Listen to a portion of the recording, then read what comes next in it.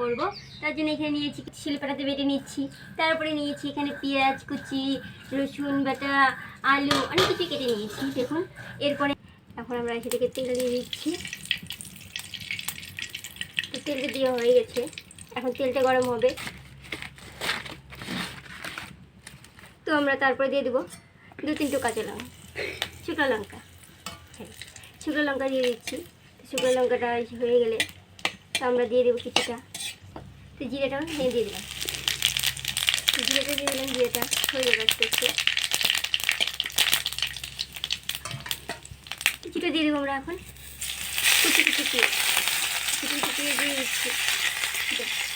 আপনারা আপনাদের মাংস হিসেবে মতন দিয়ে দেবেন। সেটাকে এখানে একটু ভেজে নেব। হ্যাঁ, নাড়াচাড়া হয়ে গেছে, এখন ভাজা হয়ে গেছে।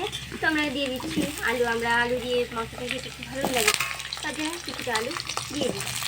আলুটাকে একটু ভেজে নিই।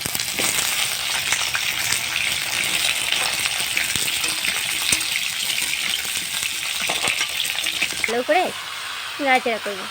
নাড়াচাড়া করে 15-16 মিনিটের মতো একটু ভাজা ভাজা করে নেব। তো ভাজা ভাজা হয়ে গেলে তারপর আপনাদের পরে ফিরে দেখা যাচ্ছে 15 মিনিটের মতো। তো এখানে আপনাদের স্বাদ মতো লবণ দিয়ে দিবেন। আমি আমার স্বাদ মতো লবণটা এখানে দিয়ে দিলাম এখানে। হ্যাঁ,